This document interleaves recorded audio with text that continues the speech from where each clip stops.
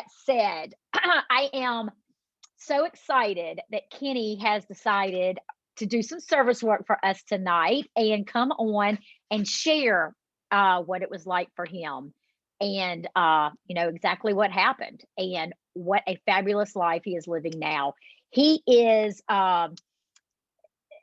such a huge advocate in the recovery community, as well as the autism community as well. And this dude goes over and beyond his call of duty in every area that he is involved in. I've had the pleasure of meeting him. He was my very first Instagram friend that I met in real life. And it's just so funny because we met, we hugged, we sat down, and we talked for probably 3 hours.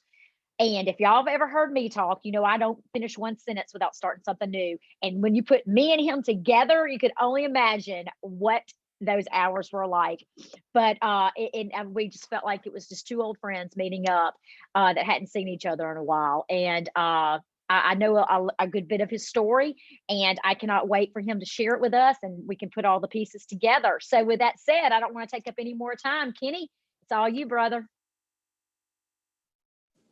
Thanks, Steph. My name's Kenny. I'm an alcoholic. My sobriety date is January 18th, 2017. I whenever I'm asked to do this and tell my story, I try to think, how do I make it into a story? Because to me, it's just a group of events, right?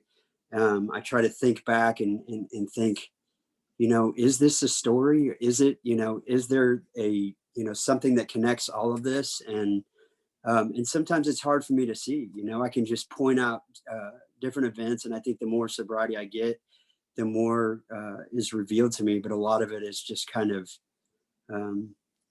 just forgotten. Right.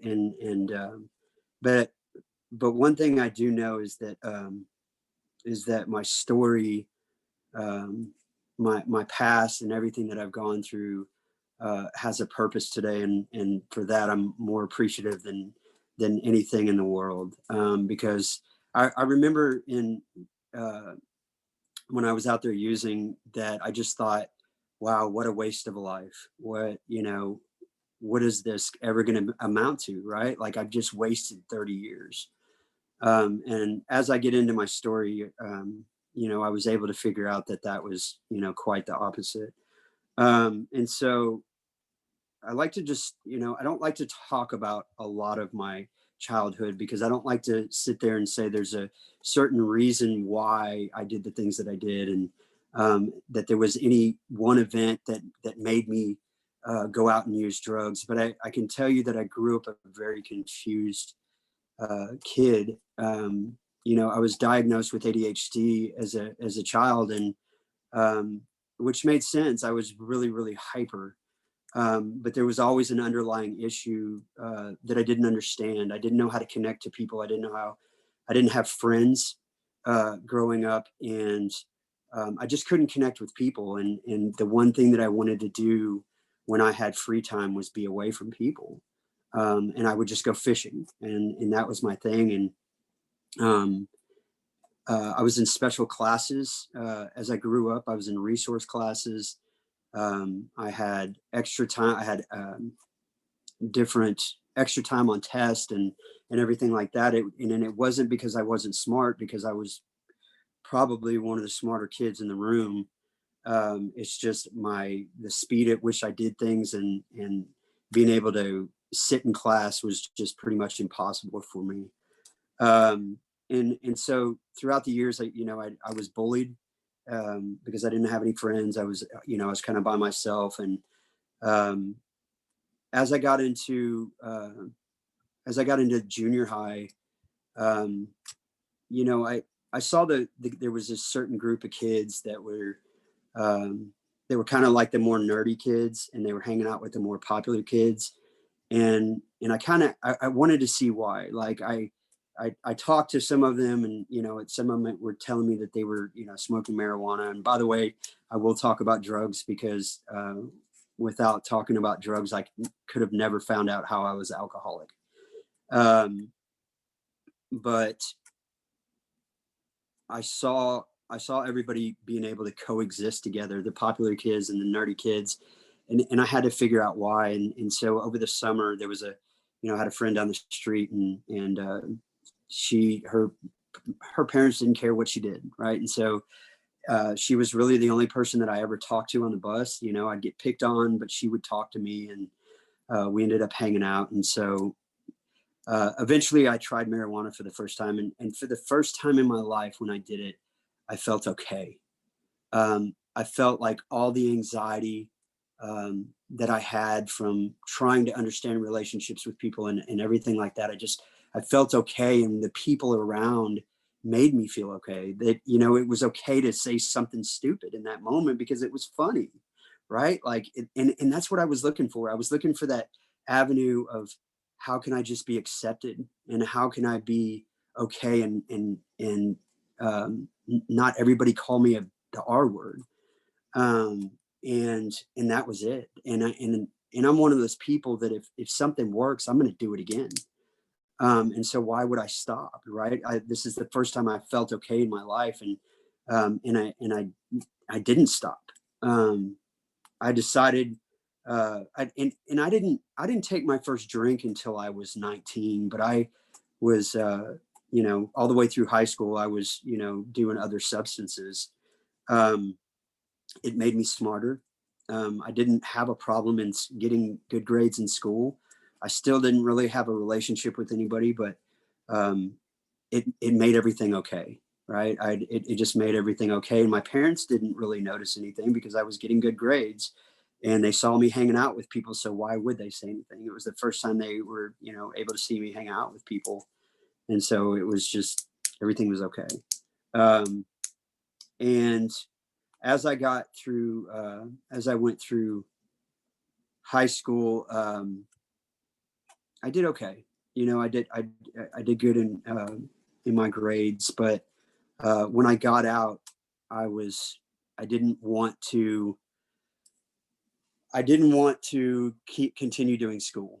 I just felt like that I had found this love of my life in drugs and alcohol, and I just wanted to continue doing that. And so, and this is kind of where it gets a little confusing for me, like what happened when. But um, I just went down every bad avenue that I could. I was just, people were introducing me to other drugs, and I would drink alcohol once in a while, but alcohol was never really my big thing. I hear people in AA talk about when they drink one, they drink 40. And I was like, I'd go to rehabs eventually, and I would be like, well, that's not my story. And I really never experienced that.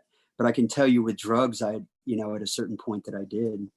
Um, but the reason I used in the first place is so that I could be around people, right? So I could feel the way I felt, and so that I could be around people. And I'm going to read a paragraph on page 151. It's one of my favorites. It says, for most normal folks, drinking means conviviality, companionship, and colorful imagination.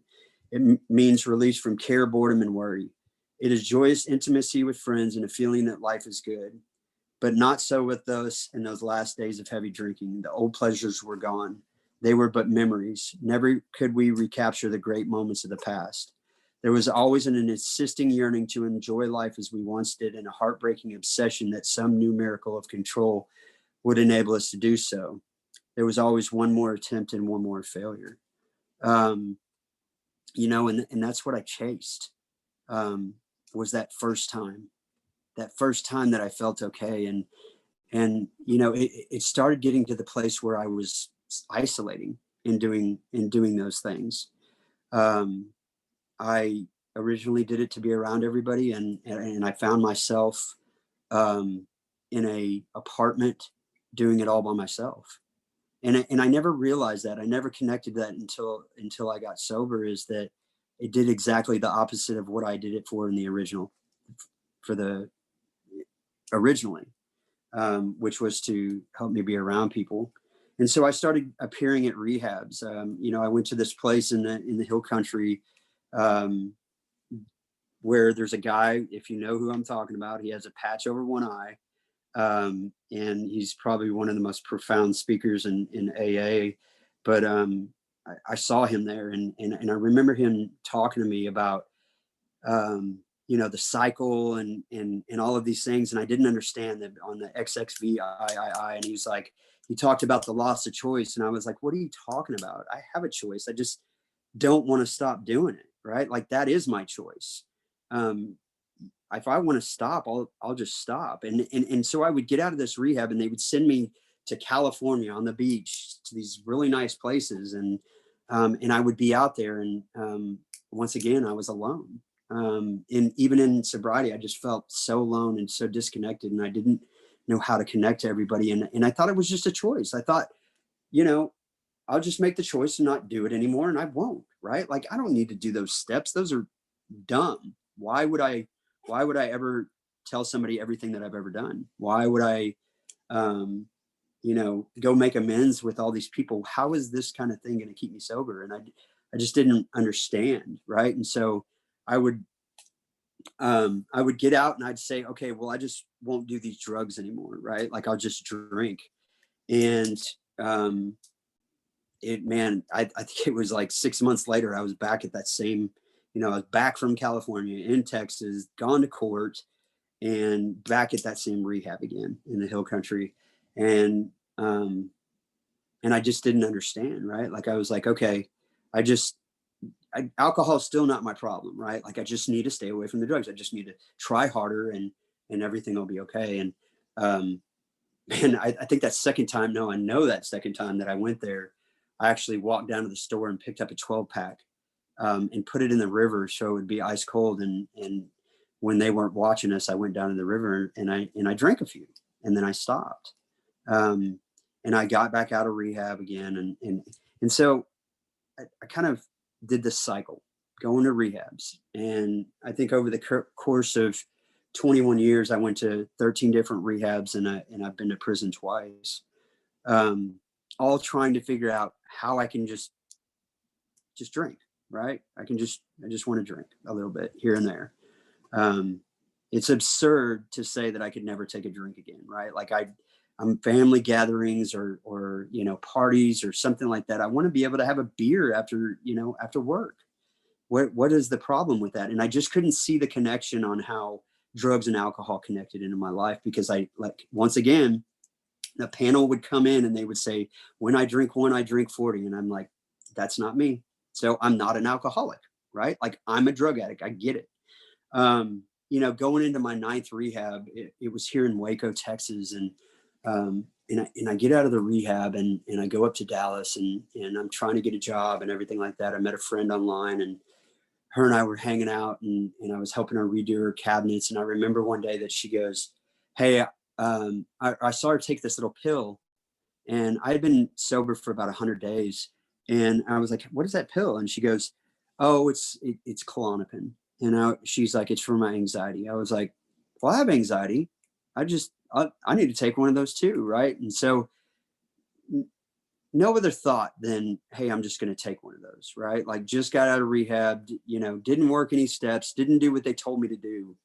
And that's the one thing, is they would hand me this book every time I went to rehab, and they'd say, here's your solution. And I would go, I'm good. Right. Like, I don't need that. I can figure this out on my own. And so she gave me that pill, and I think it was like noon. By 5 o'clock that night, and I had a needle in my arm with heroin and cocaine. And by midnight or 10 o'clock that night, 5 hours later, I had a razor blade in my wrist and cutting as deep as I could. Um, and I don't think that I was trying to end my life. I was trying to end the pain. I wanted to stop, and I didn't know how. I couldn't understand why I kept ending up in this spot. Um, why could I not control it like normal people? What's wrong with me?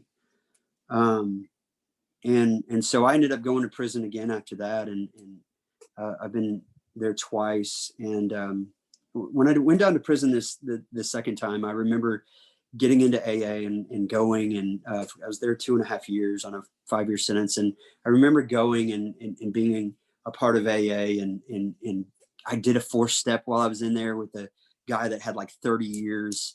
the best I could, right? And I did it very thoroughly. And but then when I got out, I stopped. I thought, well, I just need to go to these meetings once in a while. I'll stay at a sober living house, and that's what I did. And all it took was somebody to say to me, why do you go to these meetings? And I was like, you know what? You're right. Why do I go to these meetings? This is dumb. I don't need to go. I've been sober for 4 years out of prison. I'm good. And everything was okay. You know, everything was okay in my life. I got the job. I've always had jobs just kind of push me up. I guess I'm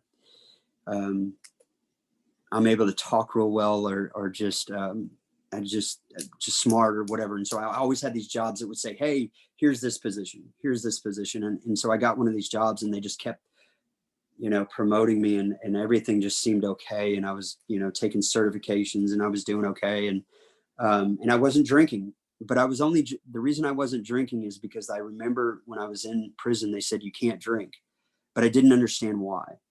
I did not understand why. I just knew that they said alcohol is a drug. And I was like, okay. And it just took that time where they were like, okay, you can go on vacation. And I went from 2 weeks before saying, I know I can't drink, to asking my wife, that's not one of us, hey, do you think it would be okay if I have some alcohol? And she's like, I don't know. I don't know anything about this. I guess you've been away from it, you know, long enough. And I was wanting her to say that, right? Like, I was expecting her to say that. I was manipulating her to say that. But I didn't know that that's what I was doing. But I remember questioning myself, saying, is this a good idea? And I drank for a little bit. I drank for probably a year.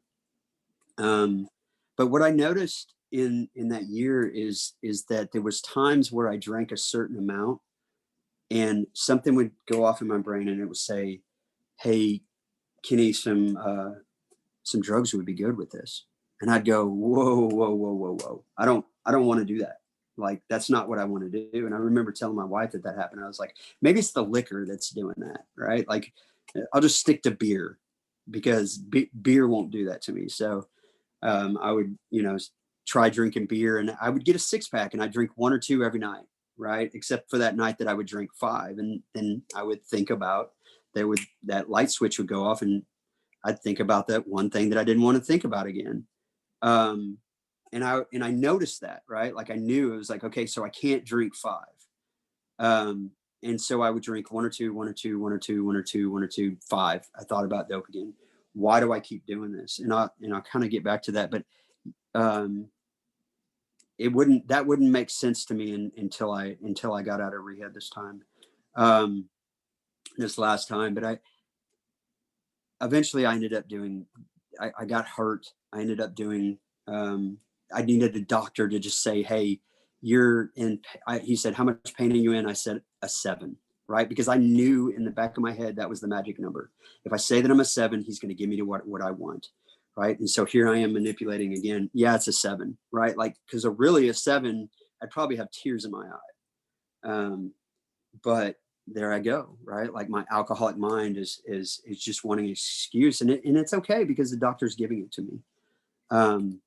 And I went downhill. It wasn't a matter of time before I had all kinds of drugs inside of me, and my house became a scary place for the people around me, because on certain drugs, I've become very out of it. Like everybody else. But I remember being in my closet for about the next year. I would be in my closet while my wife was asleep, and I had it locked from the inside. I mean, and she's in there sleeping, and I'm in there doing my thing, right? Like, just sick, just really, really sick. And it came down to this thing where she was sitting on the end of this bed, and she goes, look, I don't know what to do. But I can't have you around my daughters like this, and have a chance of them being taken away. And she's like, I don't want a divorce, but I want to let you know that I went to go see how much one cost. And in that moment, I was like, okay, that you're right. you're right. Like, I'm never going to do this again. Right. Like, I can't believe how did I end up here? Um, and in that moment, I meant it. Right. Like, I meant it with the deepest parts of me, is like, I'm never doing this again. Right. And that's it. Right. Like, if I say that I'm never going to do it again, then I'm not. Right. Except that she woke up the next morning, right, and went to work, and I'm stuck by myself. And the drug that I was on, I get pretty sick from without it for at least a week. So I'm telling myself, okay, here we go. Here goes a week of hell, right? Like, we're going to do this. We're going to figure it out. It's going to be okay. Everything is going to be okay. And I'm pacing my hallways in my house saying, I'm not going to do it. I remember it to this day. I remember walking back and forth, saying, I'm not going to do it. I'm not going to do it. I'm not going to do it. I'm not going to do it. I went and did it. Right. And I was so upset, and I didn't want to do it so much that I even texted her on the way to the pawn shop. And I said, I'm going to go pawn the computer. I don't know what to do. I cannot do this. And it wasn't long after that, we sit on the end of the bed, and how I remember it. And I just said, I can't do this. I can't do this alone. I don't know what to do. I'm screwed. I'm sorry. And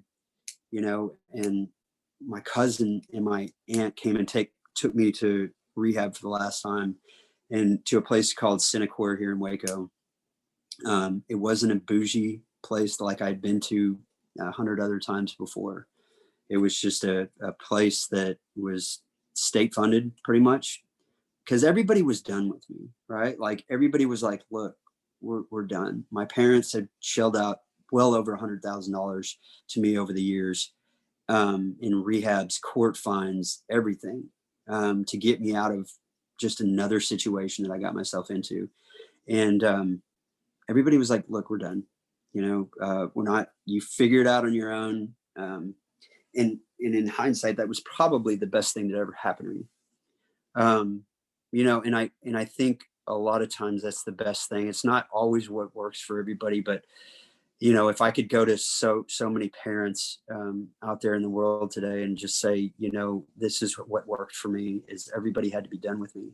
There was no more paying for sober living houses. There were no more paying for cars. There was no more paying for apartments. We're done. Figure it out. Figure it out. And I'm selfish and self-centered, right? And so I go, oh crap, I better do something, right? Because I don't want to be on the streets. And so I remember getting to this rehab, and I was just shook to the core. Like, I was so broken. I was shaky for probably the first 3 weeks. I couldn't have a conversation with anybody, not my wife, not my counselor. I would go into their office, and I was just like, yeah, they would just talk to me, and I'd be like, and there was just nothing else I could say. I was just so torn up, and I was like, how did I end up here again? I'm 38 years old. What is wrong with me? And my wife and I decided that, she said, look, you need to be 6 months sober before you come home. And I said, you're right. I do. I absolutely do. And so I walked out of that rehab and went straight into another rehab for another 4 months. This rehab, you couldn't work the steps in.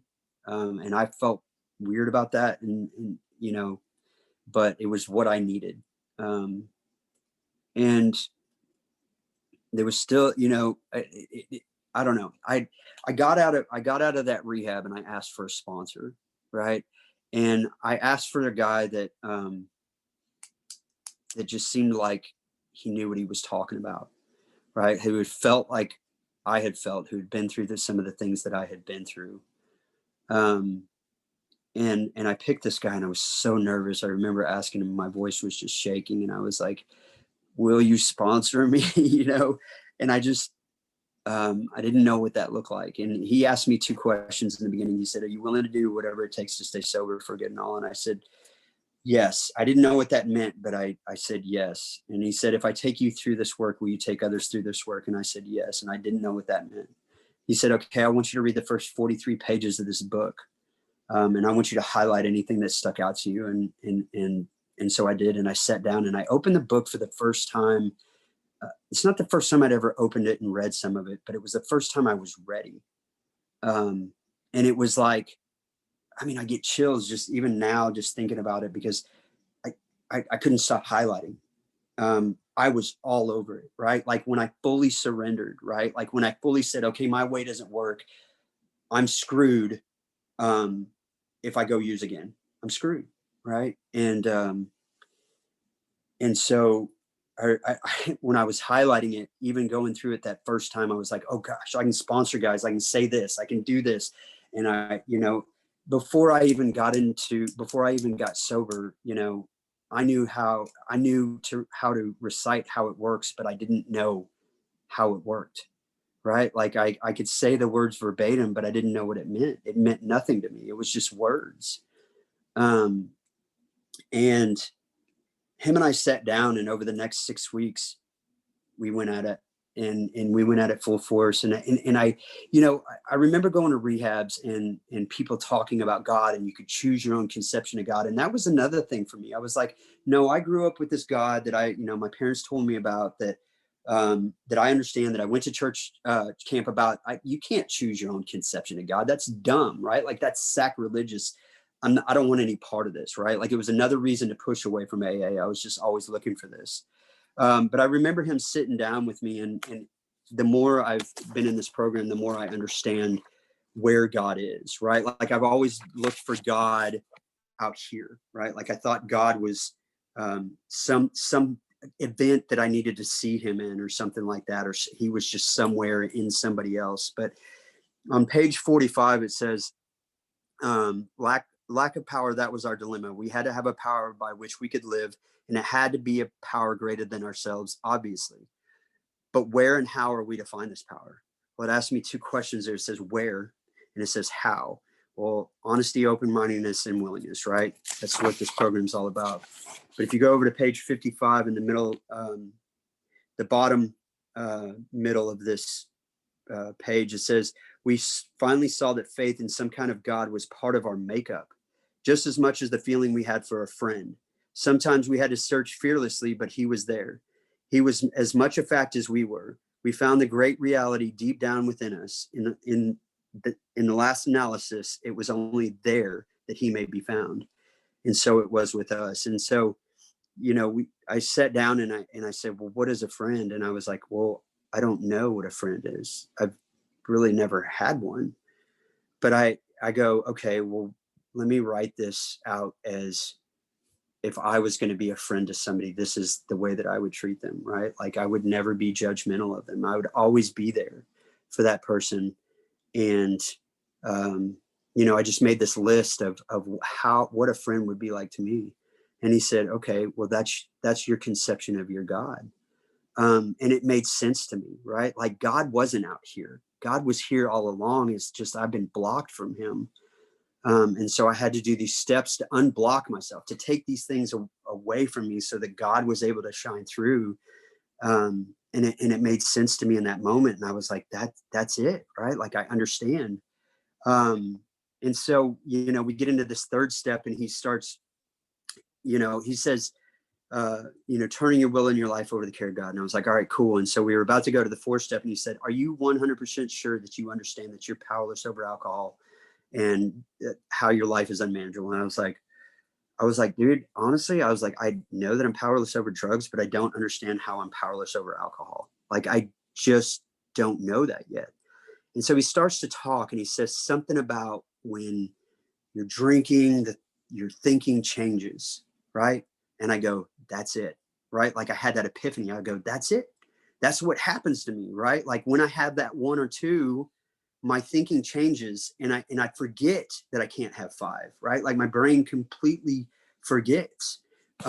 Page 24, it says this, right? It says, the fact is that most alcoholics, for reasons yet obscure, have lost the power of choice in drink. Our so-called willpower becomes practically non-existent. We are unable at certain times to bring into our consciousness with sufficient force the memory and suffering and humiliation of even a week or a month ago. We're without defense against the first drink. Well, that's talking about the first drink, but I'm much more susceptible to that after I've taken one drink, right? Like I cannot remember what happened the last time that I drank five, right? In that moment, I'm just going to keep drinking, right? And so I realized in that moment that if I drink one or if I drink five and it makes me think about dope, but I have to drink one to get to 5, then that means that I'm powerless over the first one. And for the first time in my life, I understood that I was powerless over alcohol. Um, and that was the key for me, right? Like I finally accepted it. I was like, I'm screwed. I'm screwed. And I can still think of it to this day when I look at a glass of alcohol. I'm like, oh, that looks good. Yeah, but then what happens, Kenny? But then it doesn't stop there. And I know that's what this book talks about. It says I had to know from the deepest parts of me that I was alcoholic, right? And so when I look at alcohol, I can say, yeah, that looks great right now. But then what? Right? Like I have to know that inside in the deepest parts of me that I am screwed if I take that first drink. Right. And in that moment, I knew. I was like, okay, I surrender. I'm done. And he said, okay, I want you to start writing a list of anybody that you're ever mad at. And I was like, okay. And I called him and I was like, I texted him. I said, well, what if I was only mad at him in my head? And he said, go ahead and write it down. And so I came back to him and he goes, okay, how many do you have? And I was like, I think I have that's kind of funny. I just realized I think I had 151, which is the same page that I read earlier.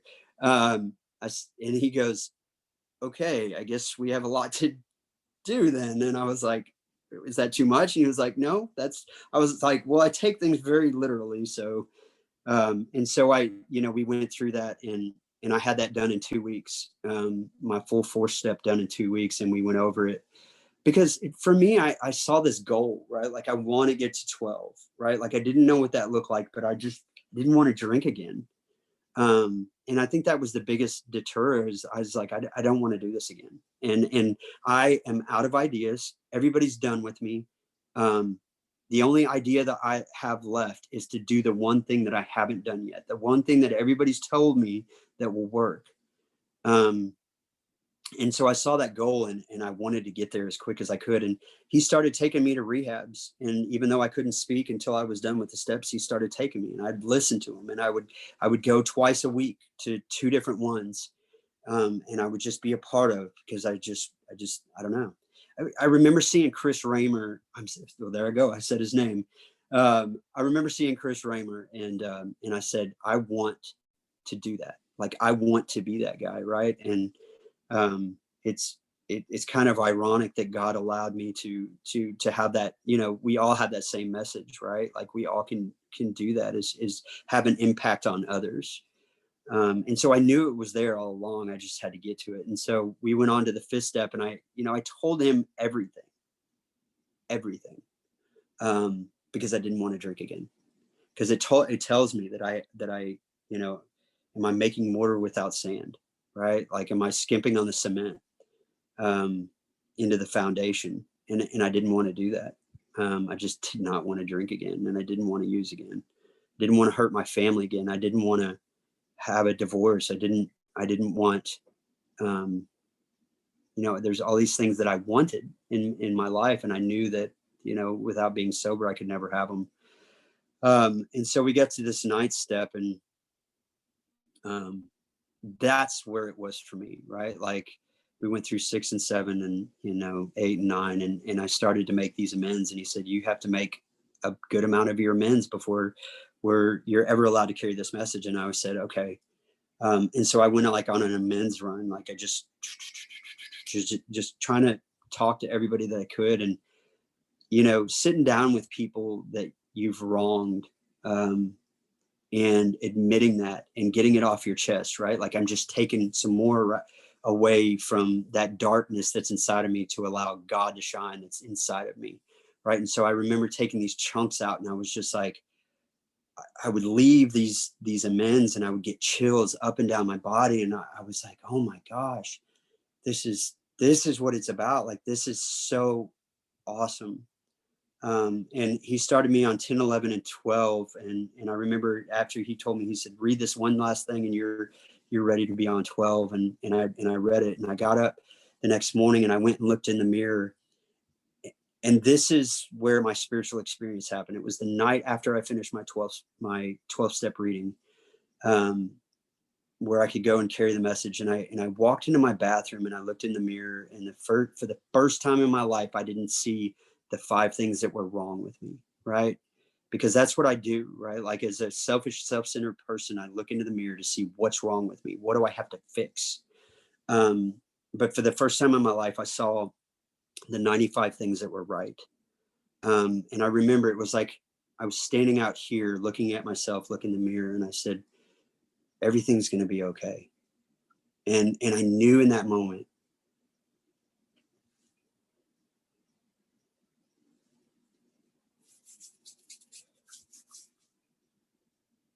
I knew in that moment that it was, and it has been ever since. Um, for the first time in my life, I just, I knew that God had worked something in my life, and that um, my life was going to change. Um, and so, I remember being in these meetings, and I remember looking at everybody talking in these groups, and everybody just able to have conversations. And when I got sober, I realized that everything that I felt when I was a kid was still there, right? Like the disconnection um, from from the human. It felt like from the human race. Like I just felt like this person on the outside looking in, and not understanding. And every time I would go out with everybody, I would say the wrong thing, and people would get mad at me. And I was like, what is going on? Like I thought I was, when I got sober, everything was supposed to be okay. Um, and this went on for 3 years. The first 3 years of my sobriety, I had so much anxiety inside of me. I'd wake up every single morning and I just felt like just this. And I would pray every morning and I would do all these things. And I was like, what is wrong with me? Why can I cannot connect with people? Why do I feel this way? Um, and so I started to research. I started researching. I was like, in them, and I started digging. And I went to so many doctors in when I was a little, and they would say, "Oh, you're bipolar. You're this, you're that." And I was like, "That's no, that doesn't match what I'm feeling, right?" Like I researched, and that's not no, that's not what's going on. And um, eventually, I I started seeing all these things with ADHD, but then all these things with autism started appearing, and I go, that's that's what I feel. That's what I went through. That's that's it. And then I watched this video of a doctor who's he's probably one of the most renowned doctors with autism and Asperger's syndrome in the world. In fact, he wrote what is called the Bible for Asperger's, and his son is on the spectrum, but they didn't realize it until he was 30 something years old, even though he was the doctor that was diagnosing everybody with this. And his son's story was exactly my story. And I sent it to my mom, and she goes, "Oh my God." She goes, that is you." And I was like, "Yeah, but I'm not like that, right? Like I'm not, no, there's no way that I'm on the autism spectrum. There's no way, because I'm not like this and I'm not like that." Um, and so we went to a doctor, and we had, all this information from when I was a child, and all of this stuff from when I was in special classes. And I got diagnosed on the autism spectrum. And I didn't know how to handle that at first. Just like, okay, now I have this new information. What do I do with this? Right. Like now I know why it explains my entire life, right? Why I eventually I used in the first place. It's not why I'm an addict or an alcoholic, right? It's because I have an allergy inside of my body. But it's a big reason of why I use, right? Because I have so much anxiety inside of me. I don't know what to do with it. And so I researched, and um, over the next year, everything just kind of became clear. And I started realizing that I have to exercise. I have to run. One of the biggest things for people on the autism spectrum is yoga, meditation, and exercise. And so I started running, and I started feeling okay for the first time in my sobriety. I felt at peace. I felt okay.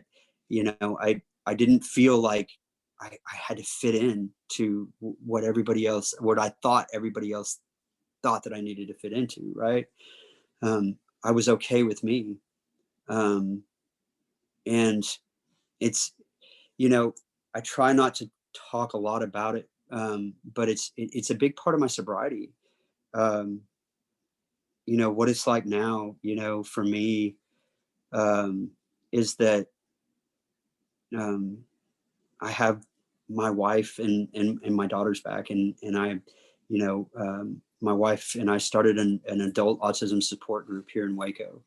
Um, I'm a part of AA as much as I can be. We still go to rehabs every week and carry the message. And in the beginning of my sobriety, um, AA was kind of like my special interest, and it was awesome because I understood it and I knew the book very well, and so they were allowing me the opportunity to go talk about this thing that I love the most, to as many people as I want to, and that was just cool to me. But I overdid it in the beginning because I was trying to hide what I was feeling, right? Like I was trying to hide the misunderstandings at AA meetings, the misunderstandings of people in general. Like I just didn't, I could connect with people and I could make friends, but I can't keep them. I've never been able to keep friends in my entire life. And so, um, but what my sobriety looks like today is I, have all these cool things in my life. And whenever AA asks, it's like Daff and I were talking about before this, whenever AA asks, I have two answers, yes or okay.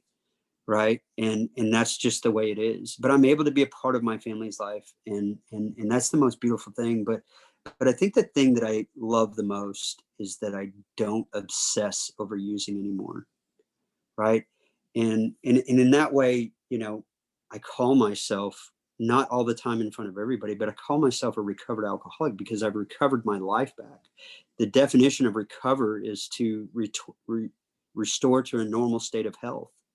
Right. And I look at myself and I'm that, right? Like I have been restored to health. Right. But it's like when the Cowboys drop the football and the announcer says, hey, they have recovered the football. Does it mean they can't drop it again? Absolutely not. They will drop it again. They're the Cowboys. Right. Um, so when I think about recovered, that's what I think about, right? Like I have my life back. I've recovered my life back, and I'm grateful for that. But I don't obsess over drugs and alcohol anymore. And to me, that's worth everything. Um, some of y'all maybe have seen some of my paintings. I remember, that's kind of some of the beauties that sobriety and finding out other parts about myself has given me is I realized, what, I can do whatever I want to do, right? Like what my parents said when I was a kid, you can be whatever you want to be. And I was looking at TikTok. Well, I went to a doctor's office one day and I saw these paint pours and I was like, those are really cool. I was just amazed by them. And so I started taking pictures. I started watching videos. I downloaded TikTok. I saw a TikTok and I said, I can do that. Right. Like I saw this girl do it and I said, I can do that because I watched it, paid attention to detail, watched it over and over and over and over. And I said, I can do that. And I did. And I went out and did it. I went into that doctor's office this last week and I was like, and I'm not trying to boost my ego, but I was like, my paintings are better than that now. I was like, and that to me, I was just like, wow, that is really cool. That is really cool to say, to see something that I was just absolutely so in love with, and just to go in there and say, wow, I'm actually doing something that I see that's better than that now. Like, how did I get here? Right. And it's not me, right? Like, it's not me as much as I want to say, it's me, it's me, it's Kenny, it's Kenny, it's Kenny. None of this would be possible without God, right? Like the guys that I sponsor, um, it's always about where's your prayer, where's your meditation. I don't, I don't allow them to you know just what I try to do, right? Like I try to feed my sponsor bullshit, right? Like I don't allow my guys to do that either, right? And I hold them to the same standard that I hold myself to, right? Like I don't want people to say there's something wrong with Kenny, right? Like Kenny does this and Kenny does that and Kenny doesn't do this. No, I want to be that example of what to do, right? And and so the guy and that's been the blessing that I have in this program is that I've had three guys. um i probably I've probably been asked and sat down with 150 guys over the last 4 years. And there's 3 guys that have made it, right? And these 3 guys are fire. One is on this meeting. His name's Kyle. He doesn't mind me pointing him out. But what the cool thing is I watch these guys' lives change, because in this book on page 65, 66, no, 63. Sorry. It tells me this, and this is one of the most powerful things, and I'm going to close here in just a second, but this is one of the most powerful things to me, because it tells me the exact directions here in one sentence. If I do this, this is the result, right? And that's all I want, right? Like it says, he provided what we needed if, right? Conditions and criteria that come after that. If we kept close to him and performed his work well, right? And so I know that by us alcoholics staying close to him and performing his work well, he has transformed our lives, right? It may not be materialistic, but it's in ways that we could never imagine. I'm in school right now full time. I have a job that was going to pay for my school, but my financial aid grants paid for the whole thing. So I'm going to school for free. I have my art is bringing in over $1,000 a month right now. And so God has provided for our family in ways that I could never have imagined. Like I thought, oh, I'm going to go to school full time. We're going to be hurting, but everything's been okay. Right. And I know at the end of this thing, everything's just going to continue to be okay. If I stay close to him and perform his work well. I am not perfect at this. I do not do a great 10th step every single night. But I continue to make amends. I made an amends this last month that I was really, really scared about. It was probably what I call one of my bigger amends. I'd gone into a guy's house that was in my Bible study back in the day, and I cleaned his house out. Took TVs, I took golf clubs, I took computers, I took anything, right? And he never knew that I did it. And I was able to sit down with this guy 2 weeks ago, I think it was, and say, this is what I did to you. And here's what I consider, I thought maybe it's half the amount, right? Like it was a chunk of money. Before I even set the money down, he gave me a hug and he's like, dude, you're forgiven. He was like, just, it's done. It's over with. And, it just so happened. He said, well, that amount that you handed me is right on the dot of what the insurance said it cost. And he's like, you don't even have to pay me. I said, no, I do have to pay you. Like, just because you want to forgive me doesn't mean that I don't need to do this. Right. Like I did this to you. This is what I'm going to do to make it right. And so, yeah, I still I've got a bunch of amends to do, but during my sobriety, I always like to think and have these epiphanies and think about the book and just dig into my head. And so I said, well, what is an illustration that I can come up with that kind of explains the 12 steps in a nutshell. And so I was thinking about it for about 3 weeks, and I said, you know what, it's like brewing a pot of coffee, right? Like you go out and you go to Walmart and you buy a coffee pot. And you set it on the counter at your house. Does that coffee in itself have any power to brew coffee? No. Why? Because it's not plugged in, right? It's not plugged into a power, right? And so I've got to look around the room, and I've got to find a place that looks good to me, right? Like a power outlet that looks good to me, because does it really matter in the end? They all go back to the same thing, right? The same source. And so when I make that decision, I'd say, okay, now I'm going to plug in, right? And that's step 3. But sitting as it is, that coffee pot still has it doesn't have all the ingredients, right? To brew a cup of coffee or brew a pot of coffee. And so I've got to do some other things, right? Like I've got to put some water in there, right? And so I've got to fill this pot full of coffee that's translucent, right? And I've got to take a translucent look at my life, and I've got to be transparent with somebody else and I pour it in. But even with that, it's still not going to brew coffee, right? Like I've got to put a filter in 6 and 7. I've got to put a filter in. And then 8 and 9 is how strong do I want my recovery, right? Like, am I going to put a bunch of scoops in there? Yeah, I am, right? Like I put a full pot, 12 cups of coffee into that pot, right? Like I need to make it strong, right? And so my amends, I do it all, right? Like anything and everything. Still, what's left to do is I've got to press start, right? Like in 10, 11, right? Like I've got to go and do this thing. And what happens in 10 and 11 is I get to watch this thing brew and I get to watch it fill up one cup at a time, right? And I get to smell the beauty of this thing coming to life. And I watch it till it fills up to 12 cups. And then at 12 cups, what do I do? Right? Like I got a full pot of strong coffee. What do I do with it? I go and share it, right? Like I pour it out and I allow other people to taste this beauty that I've been able to taste. And I don't have to always be the one that's brewing the pot of coffee. But the one thing that I can never do to my coffee pot is I never can unplug from that power.